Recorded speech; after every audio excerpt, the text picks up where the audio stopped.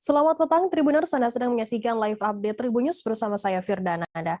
Petang ini akan kami sajikan informasi terkini dan menarik untuk Anda yang dilaporkan secara langsung oleh reporter kami di lapangan. Dan inilah live update selengkapnya. Kita ke berita pertama, Saudara Bupati Gunung Kidul Sunarianta kembali melakukan rotasi sejumlah posisi jabatan di jajarannya. Pelantikan para pejabat baru pun dilakukan pada Kamis 30 Juni siang. Ia turut menyampaikan pesan tegas pada pejabat baru dan seluruh jajarannya, terutama terkait dengan berbagai permasalahan pada aparatur sipil negara yang terjadi akhir-akhir ini. Informasi lebih lengkapnya akan disampaikan oleh rekan jurnalis kami dari Tribun Jogja, ada Alexander Aprita yang akan melaporkannya. Silakan rekan Alexander. Ya, selamat petang Firda. Terkait dengan Bupati Gunung Kidul Sunarianta bahwa ya Kamis kemarin beliau melantik sejumlah pejabat baru untuk di lingkungan pemerintah Kabupaten Gunung Kidul, dan ada beragam posisi yang diisi seperti dari sekretaris hingga posisi kepala bagian seperti itu. Dan pada kesempatan tersebut juga beliau sekaligus menyampaikan pesan khusus seperti itu kepada para pejabat terlantik, terutama untuk meminta mereka untuk tidak membuat persoalan baru. Pesan ini diberikan mengingat beberapa waktu terakhir ramai dibicarakan publik beberapa kasus yang melibatkan ASN, seperti yang baru ini terbukti melakukan pelanggaran adalah terkait hubungan perselingkuhan antara dua oknum ASN yang kemudian sudah dijatuhkan sanksi. Kemudian ada dua oknum ASN lain juga yang dinilai melakukan pelanggaran kode etik seperti itu. Sunarianta juga menyampaikan bahwa ia tidak mau tahu, dalam tanda kutip tidak mau tahu dan tidak ingin memberikan perlindungan seperti itu bagi mereka yang melanggar, dan akan memberikan tindakan tegas bagi mereka yang melanggar seperti sanksi sesuai dengan pelanggaran yang dilakukan seperti itu. Kemudian juga beliau sudah membuktikan pesannya tersebut, yaitu pada hari ini, hari Jumat ini, di mana ia sudah menandatangani keputusan untuk pemecatan atau pemberhentian secara hormat tidak atas permintaan sendiri untuk dua oknum ASN yang terlibat perselingkuhan itu. Untuk dua ASN ini pun diberhentikan secara hormat, meskipun demikian tetap untuk hak-haknya sebagai ASN tetap didapatkan, kecuali untuk haknya untuk pensiun seperti itu, karena secara ketentuan untuk umur dan masa kerjanya belum memenuhi seperti itu. Sedangkan untuk satu oknum lain itu menerima penurunan pangkat karena pelanggaran berupa tidak melaporkan status pernikahannya seperti itu. Dan kemudian juga dari dari Badan Kepegawaian Pendidikan dan Pelatihan Gunung Kidul saat ini juga masih mengurus salah satu oknum ASN juga yang diduga melakukan pelanggaran, yang saat ini masih ditangani oleh OPD tempat dia bekerja. Demikian, Firda.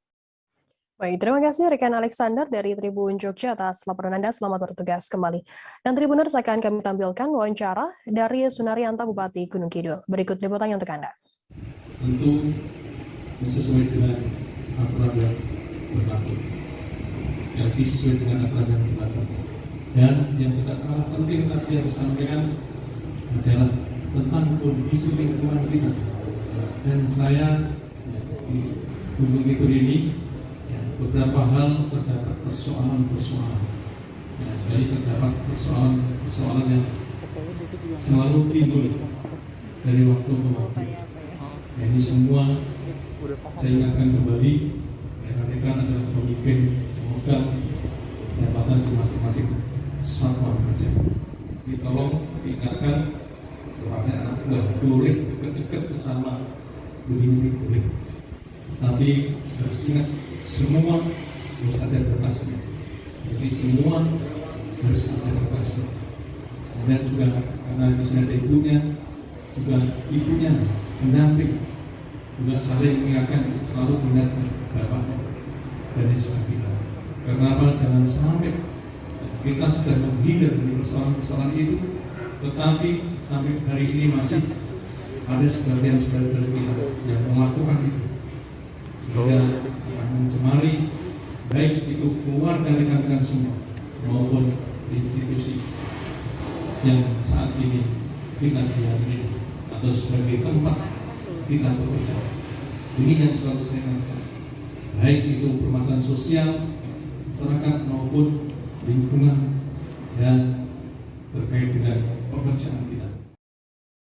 Menteri Pariwisata Ekonomi Kreatif Menparekraf Sandiaga Uno mengunjungi Desa Bugisan, Kecamatan Prambanan, Kabupaten Klaten, Jawa Tengah pada Jumat 1 Juli maksud kami. Kunjungan itu berkaitan dengan masuknya Desa Bugisan dalam 50 besar anugerah Desa Wisata Indonesia atau ADWI tahun ini. Pantauan dari Tribun Jogja di lapangan, Sandiaga Uno berada di Desa Bugisan sekira pukul 9.30 waktu Indonesia Barat. Informasi lebih lengkapnya terkait hal ini akan disampaikan oleh rekan jurnalis kami dari Tribun Jogja, ada Al-Murfi Sofian yang akan melaporkannya. Silakan rekan Al-Murfi.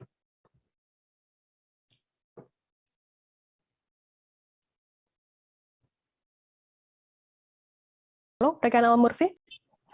Halo, selamat malam rekan Firda dan Tribuners dimanapun berada.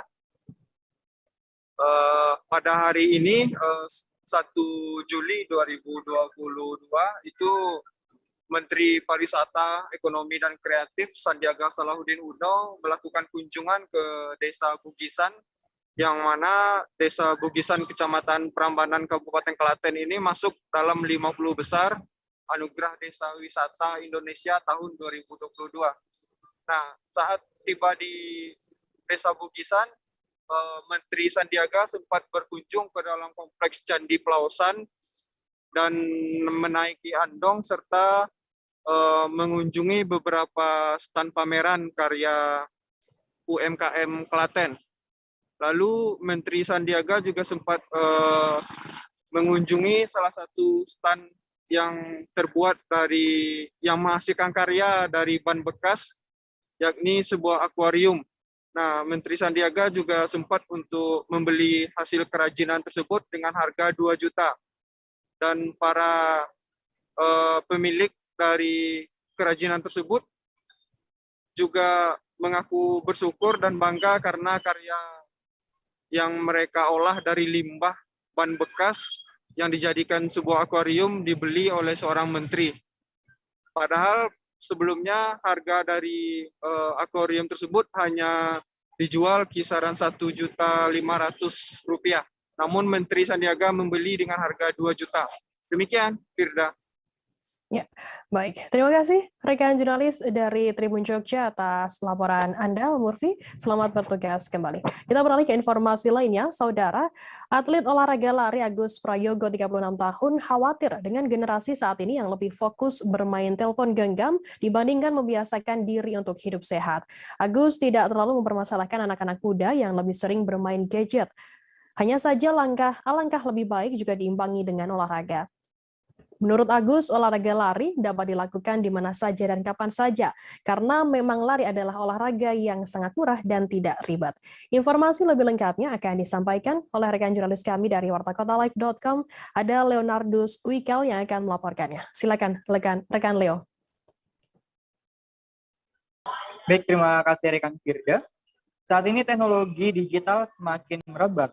Anak-anak muda jadi lebih sering fokus untuk mengotak-atik telepon genggam mereka dibanding membiasakan diri untuk hidup sehat. Hal itulah yang membuat khawatir seorang atlet olahraga lari Agus Prayogo. Agus mengatakan saat ini ia melihat banyak anak-anak generasi muda yang mager atau malas gerak alias mereka lebih banyak bermain dengan gadget mereka masing-masing. Agus tidak mempermasalahkan anak-anak muda yang lebih sering bermain dengan telepon genggam mereka. Hanya saja alangkah lebih baik juga diimbangi dengan olahraga. Salah satu olahraga yang paling ringan menurut Agus adalah lari. Menurutnya olahraga lari dapat dilakukan di mana saja dan kapan saja karena memang lari merupakan olahraga yang sangat murah dan tidak terlalu ribet. Agus berharap dengan anak-anak muda mulai olahraga lari bisa kecanduan dan ketagihan.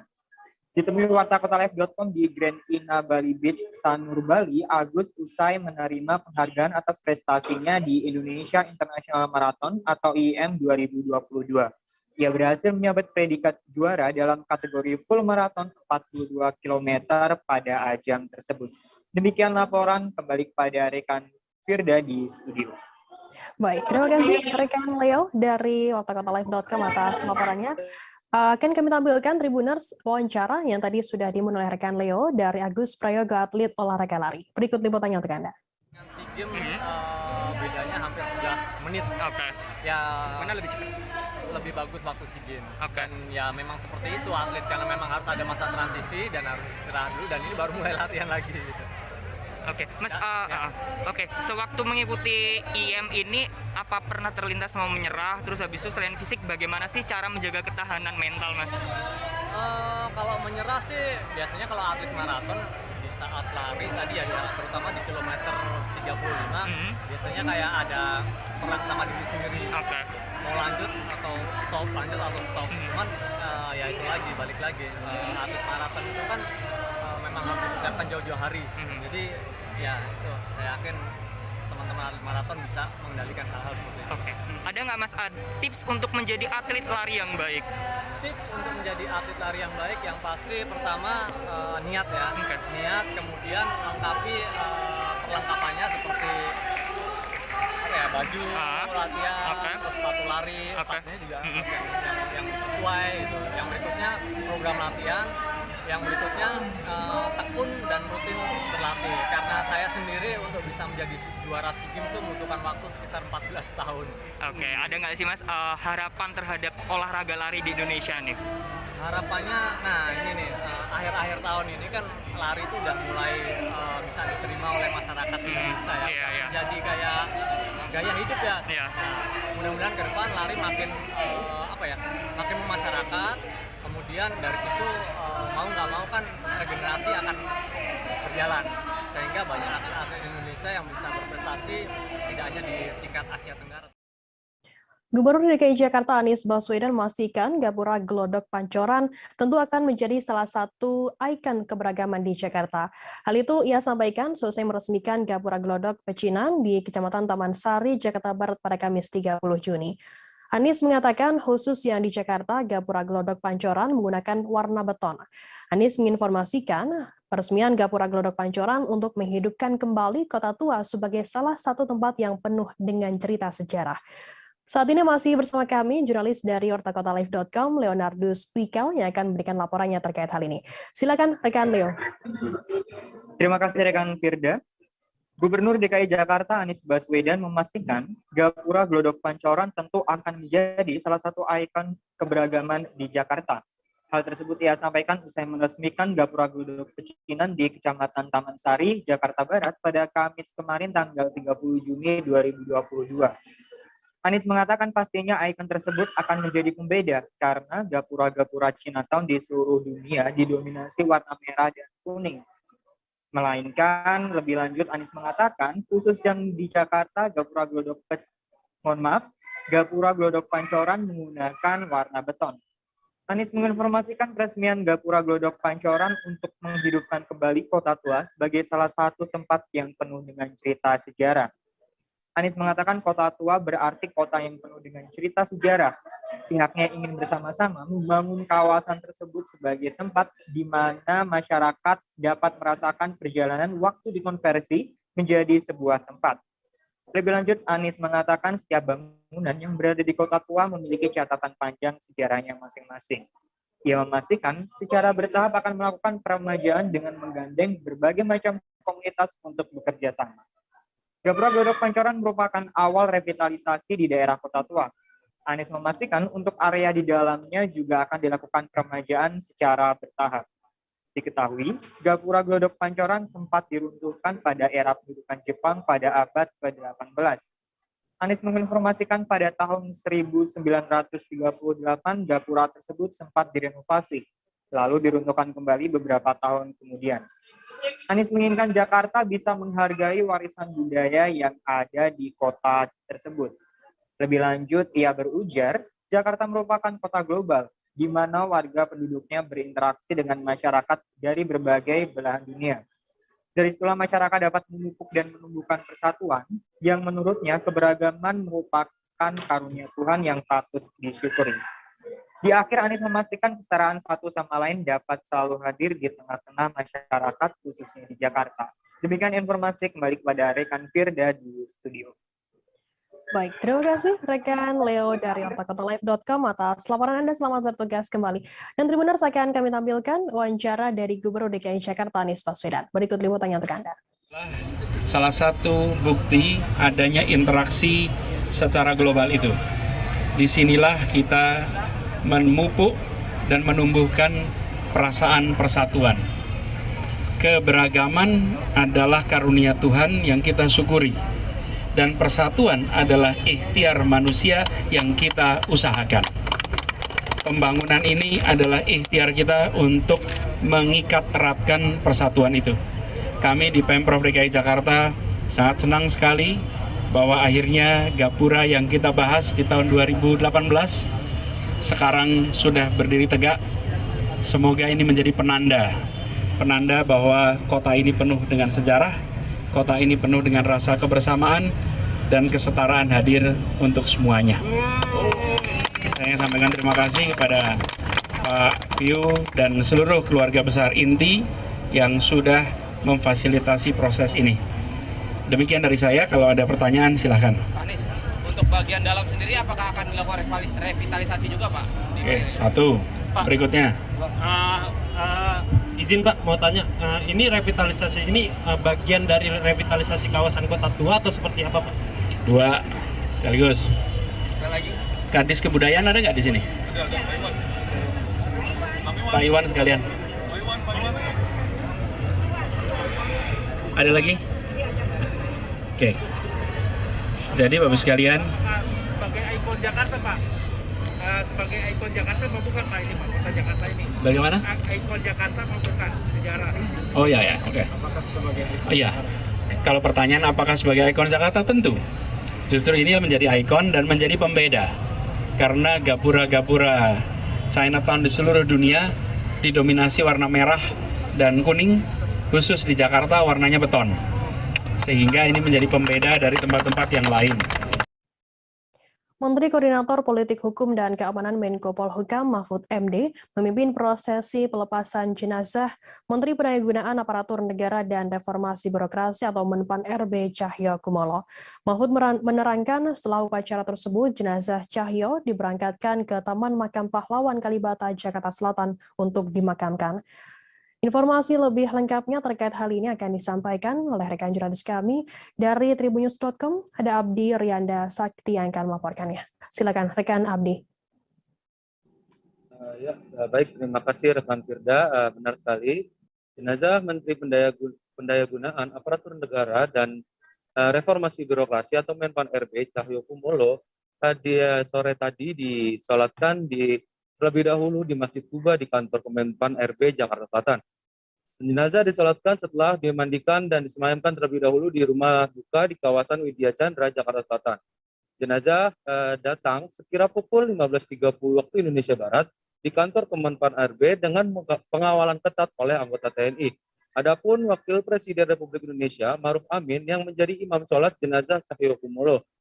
Selain Ma'ruf Amin, sejumlah tokoh juga nampak hadir dan ikut menyolatkan jenazah Cahyo Kumolo yakni diantaranya adalah Menteri Polhukam Mahfud MD, Menteri Bappenas Soeharto Mono Arfa, Menteri PUPR Basuki Hadimulyo, Kabasarnas Marsda Henry Afiandi, Gubernur DKI Jakarta Anies Baswedan, Mendes Budi Arief.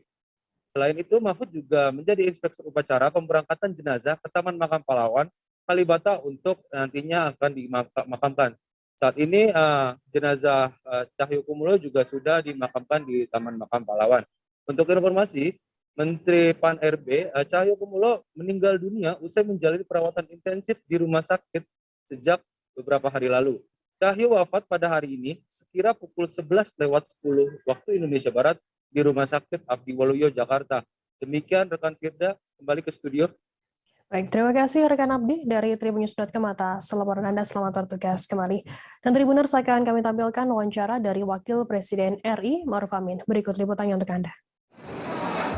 Dapat koordinasi dalam rangka MPP ya, semua pelayanan publik dan mengumpulkan menteri-menteri, kemudian diikuti oleh gubernur-gubernur, oleh kementerian dan kementerian, dan swasta semua untuk bersama-sama. Dan Kapolri sudah hadir di sini. Itulah inisiatif beliau.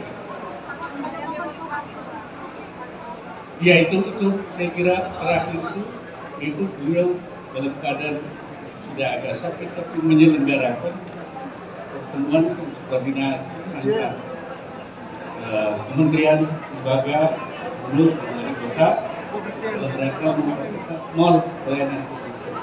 Itu.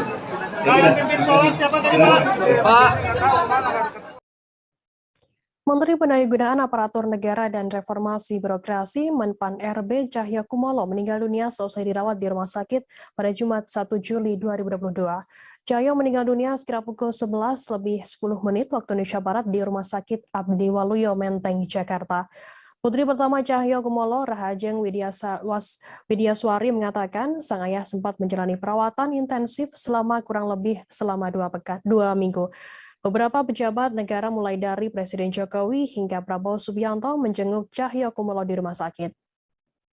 Ajeng mengatakan ayahnya sudah dirawat di RS sejak Minggu 26 Juni lalu.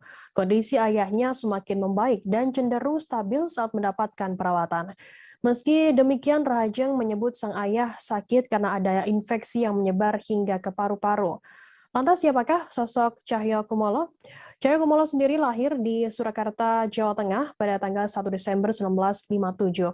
Lansir dari cahyokumolo.id, ia lulusan Fakultas Hukum Universitas Diponegoro pada tahun 1985. Ia adalah seorang politikus Indonesia yang saat ini menjabat sebagai Menteri Pendayagunaan Aparatur Negara dan Reformasi Birokrasi Indonesia sejak 23 Oktober 2011 pada Kabinet Indonesia Maju. Cahyo sebelumnya pernah menjabat sebagai Menteri Dalam Negeri Indonesia pada 27 Oktober 2014 hingga 20 Oktober 2019 pada Kabinet Kerja. Ia juga pernah duduk di bangku Dewan Perwakilan Rakyat di periode 2009-2014 dari Partai Demokrasi Indonesia Perjuangan atau PDIP. Ia terpilih menjadi Dewan di Dapil Jawa Tengah 1 sekaligus Ketua Fraksi PDIP di DPR RI. Jabatan sebagai anggota DPR RI ini dijabatnya dari tahun 1987 hingga 2014 atau selama 6 periode jabatan. Cahyo sendiri dipilih oleh Megawati sebagai Sekretaris Jenderal DPP PDIP periode 2010-2015. Ia sebelumnya juga pernah menjadi anggota di Partai Golongan Karya atau Golkar.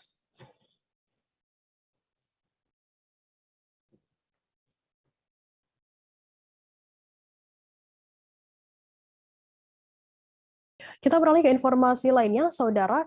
Jelang pelaksanaan ibadah puncak haji yang akan berlangsung mulai 8 Zulhijjah 1443 Hijriah atau 7 Juli 2022 Masehi mendatang, Mekah semakin dipenuhi oleh jemaah haji dari penjuru dunia. Pada hari ini, pada Jumat 1 Juli yang menjadi hari Jumat terakhir sebelum pelaksanaan ibadah haji, Masjidil Haram di Mekah sudah penuh sesak oleh jemaah haji dari penjuru dunia. Informasi lebih lengkapnya akan disampaikan oleh rekan jurnalis kami dari tribunnews.com. Ada Aji Bramastra yang akan melaporkannya. Silakan rekan Aji. Yang waktu Arab Saudi untuk Tribuners di Indonesia, jelang pelaksanaan ibadah puncak haji yang akan berlangsung mulai 8 Zulhijjah atau 7 Juli 2022 Masehi mendatang, maka semakin penuh sesak oleh jemaah haji yang datang dari penjuru dunia. Pada tahun ini, Otoritas Haji Arab Saudi membuka kuota total 1 juta orang dari seluruh dunia, di mana 10% diantaranya atau sekitar 100.000 merupakan kuota jemaah haji dari Indonesia. Sebagaimana bisa dilihat di video yang Tribuners lihat saat ini, di mana saat itu jemaah haji tidak bisa masuk ke Masjidil Haram meski datang 2 atau 3 jam sebelum waktu pelaksanaan sholat Jumat dimulai. Ini karena Masjidil Haram sudah penuh sesak oleh jemaah dari seluruh penjuru dunia menjelang mengingat ini adalah hari Jumat terakhir sebelum pelaksanaan puncak ibadah haji.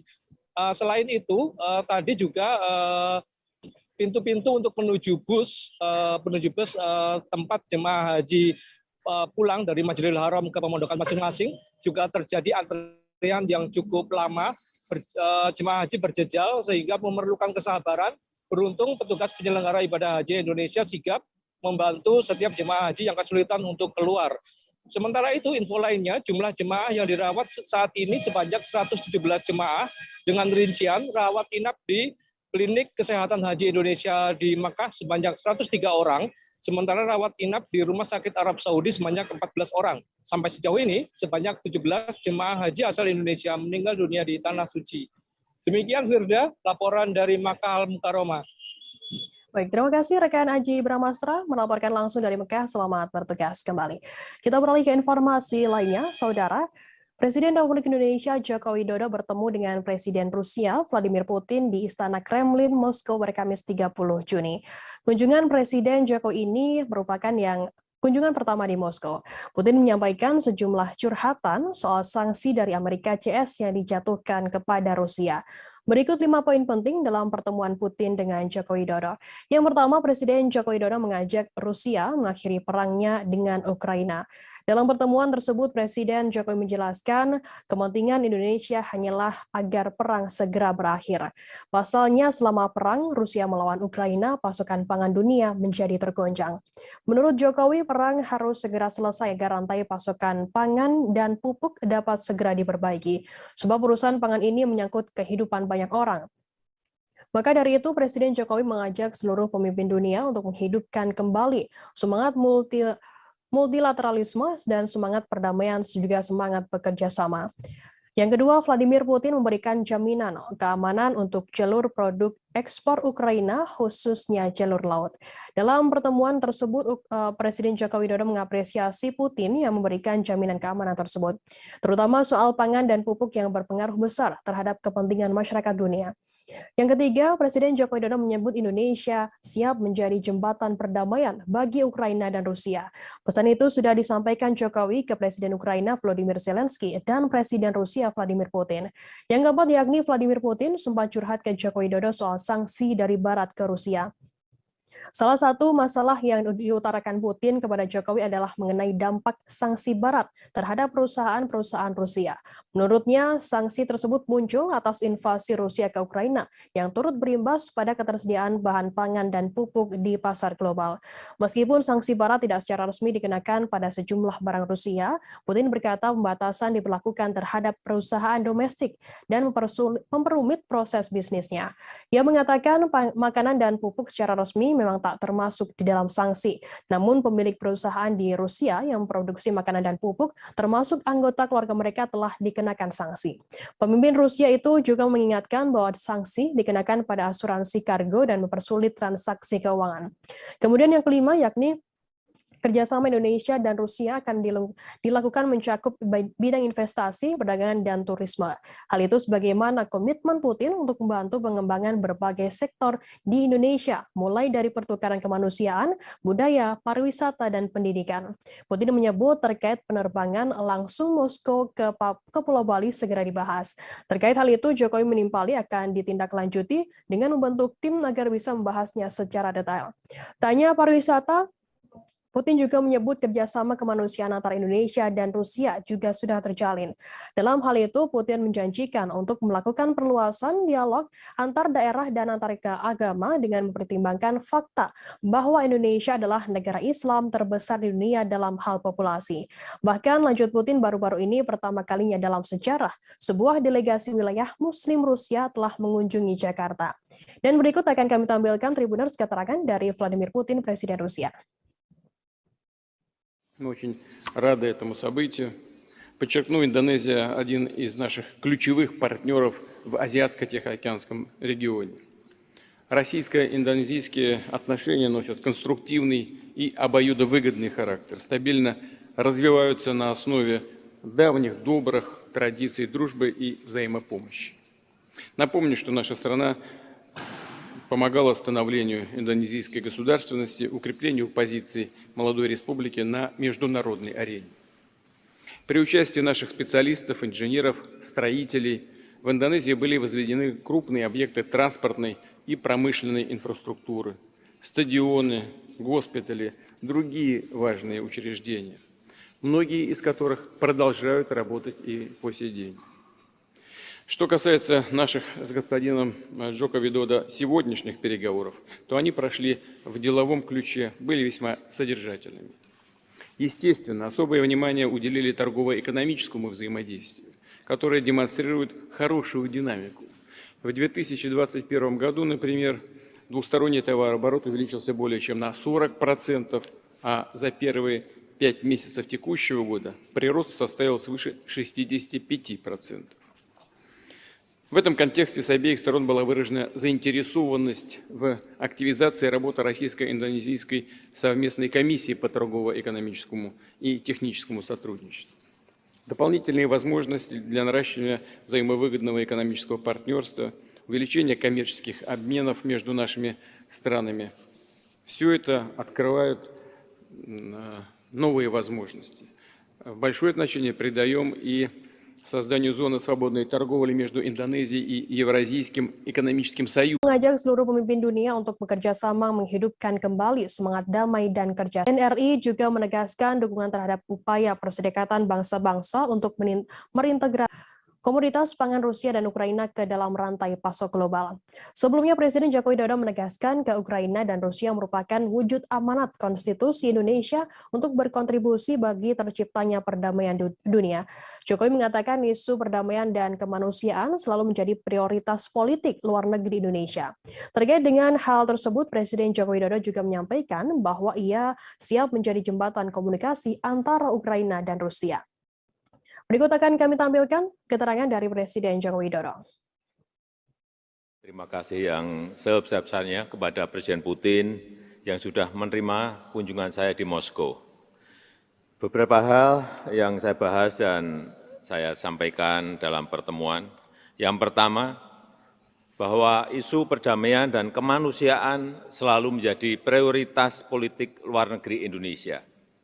Konstitusi Indonesia mengamanatkan agar Indonesia selalu berusaha berkontribusi bagi terciptanya perdamaian dunia. Dalam konteks inilah saya melakukan kunjungan ke Kiev dan ke Moskow. Yang kedua, sebagaimana yang saya sampaikan di Kiev, walaupun situasi saat ini masih sangat sulit, namun saya tetap menyampaikan bahwa penyelesaian damai penting untuk terus dikedepankan dan juga ruang-ruang dialog terus bisa dibuka. Saya telah menyampaikan pesan Presiden Zelensky untuk Presiden Putin dan saya sampaikan kesiapan saya untuk menjadi jembatan komunikasi antara kedua pemimpin tersebut. Yang ketiga, saya tadi banyak berdiskusi dan menekankan bahwa pangan dan pupuk adalah masalah kemanusiaan, merupakan kepentingan masyarakat dunia, dan ratusan juta orang terdampak dengan terganggunya rantai pasok pangan dan pupuk, terutama di negara-negara berkembang. Saya sangat menghargai Presiden Putin yang tadi menyampaikan bahwa memberikan jaminan keamanan untuk pasokan pangan dan pupuk. Guys. Kita beralih ke informasi lainnya, Saudara. Beredar luas di media sosial pelaku pembunuhan yang diketahui bernama Muhammad Rizky Ikmi Arianti, 18 tahun, mendorong mayat korban menggunakan troli. Korban diketahui bernama Aples Bagus Trion Langgeng, 21 tahun, yang dibunuh oleh Rizky hingga jasadnya dibuang di Kali Pesanggerahan, Jakarta Selatan. Dalam rekaman CCTV tertera keterangan waktu yang menunjukkan kejadian terjadi pada Selasa 28 Juni. Sementara waktu menunjukkan sekira pukul 3 dini hari waktu Indonesia Barat. Pelaku tampak membawa jenazah korban yang diletakkannya di atas troli. Mayat korban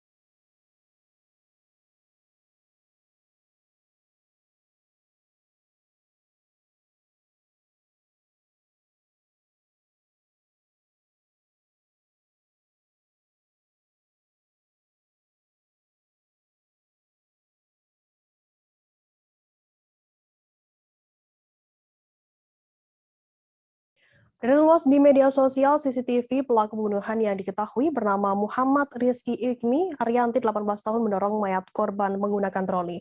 Korban diketahui bernama Aples Bagus Trion Langgeng 21 tahun yang dibunuh oleh Rizky hingga jasadnya dibuang di Kali Pesanggerahan Jakarta Selatan. Dalam rekaman CCTV tertera keterangan waktu yang menunjukkan kejadian terjadi pada Selasa 28 Juni 2022. Sementara waktu menunjukkan sekitar pukul 3 dini hari waktu Indonesia Barat. Pelaku nampak membawa jenazah korban yang diletakkannya di atas troli. Mayat juga dibungkus menggunakan plastik berwarna gelap. Rizky kemudian menarik trolinya dan berjalan mundur menuju ke pintu keluar. Gelagatnya saat menarik mayat tersebut menggunakan troli tidak wajar. Pasalnya ia tampak santai dan tanpa merasa bersalah menarik mayat temannya sendiri. Kemudian Rizky menggunakan sepeda motornya untuk membawa mayat tersebut guna dibuang ke Kali Pesanggerahan. Setelah membawa mayat Aples keluar, Rizky terlihat kembali masuk ke ruko untuk mengambil motornya. Belakangan terungkap motor yang dipakai Rizky juga merupakan motor korban. Seusai membuang jasad korban, Rizky sempat sholat subuh ke masjid lalu beramal menggunakan uang milik korban. Pukul 4:51 waktu Indonesia Barat, Rizky kembali ke ruko, lalu keluar lagi dengan mengenakan pakaian yang berbeda. Saat itu pun Rizky tampak berjalan santai keluar masuk ruko tersebut. Kabid Humas Polda Metro Jaya Kombes Pol Indra Zulpan mengatakan Rizky sempat sholat subuh di masjid lalu beramal Rp500.000 menggunakan uang korban. Masjid itu terletak di Jalan Rumah Sakit Fatmawati Raya, Jalan Cilandak, Jakarta Selatan tak jauh dari lokasi ruko itu. Selain membunuh Aples, Rizky juga merampas harta bendanya. Rizky mengambil motor korban lalu sejumlah uang yang dimiliki oleh korban. Rizky menguasai motor korban lalu membawanya ke sebuah bengkel untuk diservis. Zulpan mengatakan keduanya merupakan teman sekampung perantauan dari Lampung yang sama-sama bekerja di Jakarta Selatan. Dendam Rizky yang sudah menggunung kepada Aples ditumpahkannya pada Senin petang 27 Juni sekitar pukul 18:30 waktu Indonesia Barat. Rizky mengeksekusi teman kerjanya itu di ruko tempat mereka bekerja di Jalan Rumah Sakit Fatmawati Raya. Kepada polisi, Rizky mengaku sakit hati karena kerap dikasari oleh korban.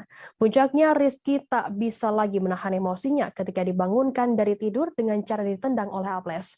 Meski berteman, lanjut Zulpan, Rizky diketahui kerap menerima perlakuan kasar dari Aples. Tersebut, Rizky mengaku sulit untuk menemui Aples, hal itu kemudian membuat tersangka jengkel.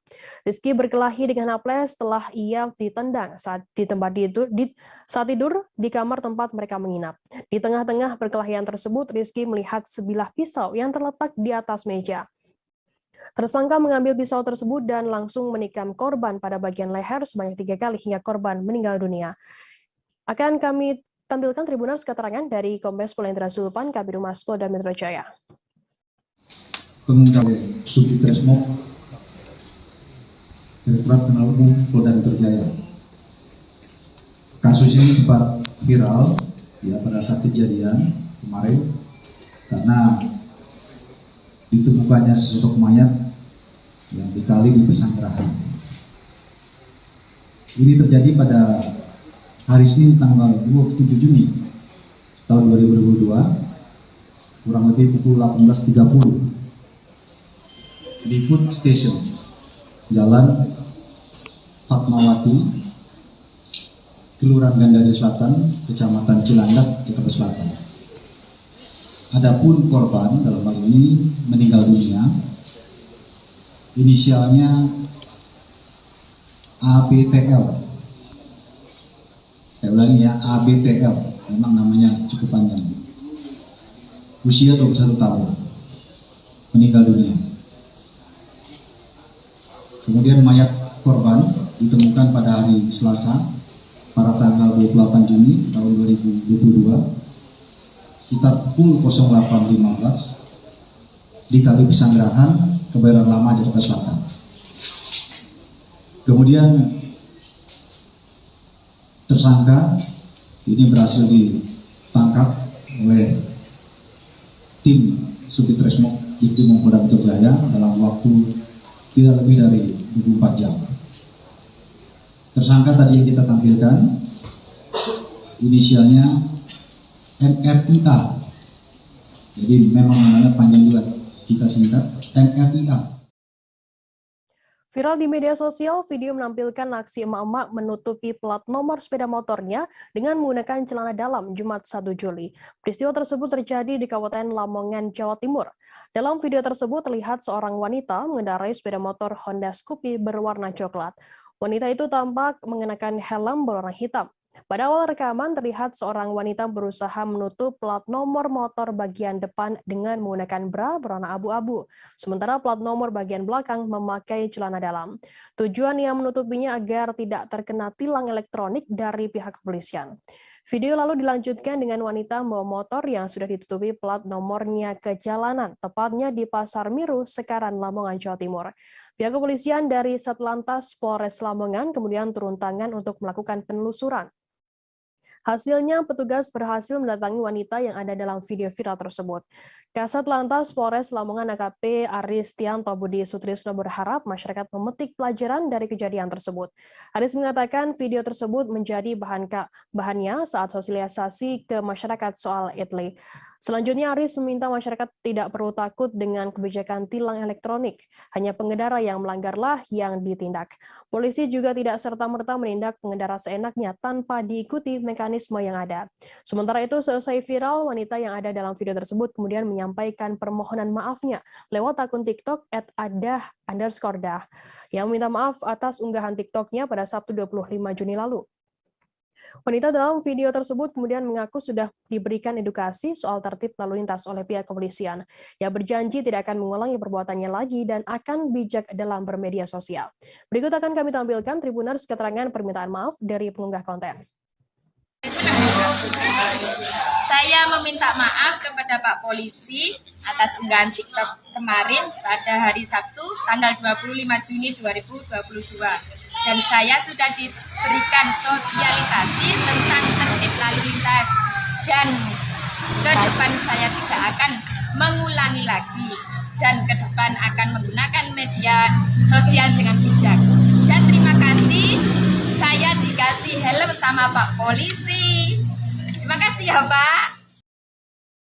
Seorang penjaga sekolah melakukan aksi heroik melawan perampok di SMAN 1 Sukamakmur, Desa Sukamulya, Kecamatan Sukamakmur, Bogor, Jawa Barat pada Jumat 1 Juli. Penjaga sekolah berinisial S, 26 tahun mengalami luka serius saat melawan perampok. Dalam foto yang didapat oleh Tribun Network, S tampak terbaring lemas di ruang perawatan dalam kondisi berlumuran darah. Kasih Humas Polres Bogor AKP Ita Puspita Lena membenarkan kejadian perampokan tersebut.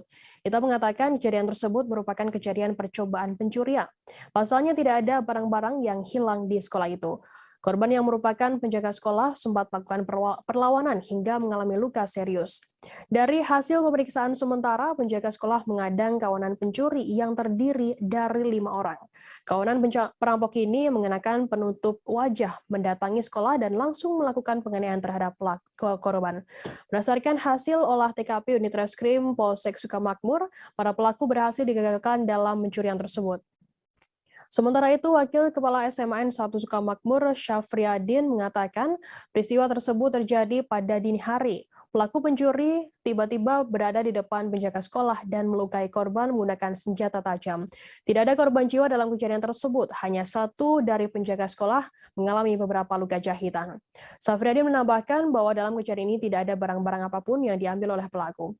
Pasalnya aksi tersebut langsung ketahuan oleh warga sekitar sehingga pelaku melarikan diri. Untuk saat ini korban dibawa ke Puskesmas Sukamakmur untuk menjalani perawatan. Sementara saat kejadian ada satu penjaga lain yang sempat disekap oleh kawanan pencuri tersebut. Penjaga sekolah tersebut berinisial A yang disekap karena tidak melakukan perlawanan.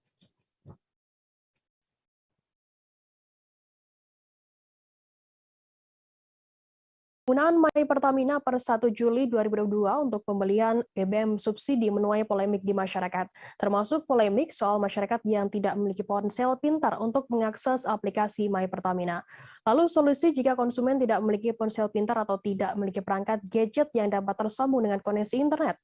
Corporate Sekretari Pertamina Patraniaga Irto Ginting menjelaskan bahwa perseroan telah menyiapkan solusinya, yakni dengan menyiapkan layanan offline My Pertamina khusus khusus bagi para konsumen yang tidak memiliki akses terhadap internet untuk mendaftar My Pertamina. Layanan offline tersebut akan disiapkan di SPBU untuk dijadikan tempat pendaftaran. Selain diakses dengan aplikasi My Pertamina, QR kode yang diterima juga bisa di-print out dan dibawa fisiknya ke SPBU ketika ingin melakukan pengisian Pertalite dan solar. QR kode tersebut kemudian akan dicocokkan datanya oleh operator SPBU. QR kode itu nantinya akan melekat pada kendaraan. Irto menegaskan masyarakat tidak diwajibkan mendownload menggunakan aplikasi My Pertamina. Sebelumnya, Direktur Utama Pertamina Patraniaga, Alfian Nasution menjelaskan, inisiatif menggunakan aplikasi My Pertamina dan QR Code ini dimaksudkan untuk pencatatan awal dan memperoleh data yang valid dalam rangka penyaluran BBM bersubsidi lebih tepat sasaran. Data pengguna yang terdaftar dan telah mendapatkan QR Code adalah bagian dari pencatatan penyaluran Pertalite dan solar agar bisa lebih tepat sasaran. Untuk memastikan implementasinya dapat dilakukan dengan lancar, Alfian menjelaskan tahap-tahapan pendaftaran pun tidaklah susah. Masyarakat dapat mengakses website subsidi tepat.mypertamina.id dan siapkan dokumen yang dibutuhkan antara lain KTP, STNK kendaraan, foto kendaraan, alamat email, dan dokumen lain sebagai pendukung. Rencana lokasi awal akan dilakukan di beberapa kota dan kabupaten antara lain adalah Kota Padang Panjang, Kabupaten Agam, Kabupaten Tanah Datar, Kota Bandung, Kota Sukabumi, Kota Tasikmalaya, Kota Kabupaten Ciamis, Kota Banjarmasin, Kota Yogyakarta, dan juga Manado. Untuk kota lain, pendaftaran akan dilakukan secara kontinu, memastikan kesiapan infrastruktur dan sistem, sekaligus untuk mengakomodir kendaraan baru yang dibeli oleh masyarakat.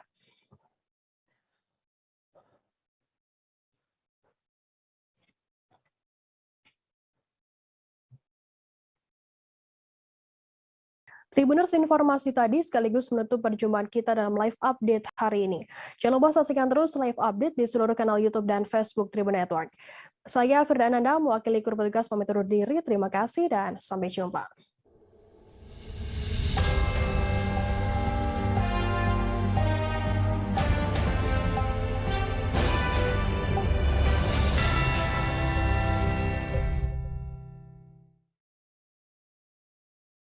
Jangan lupa like, subscribe, dan share ya!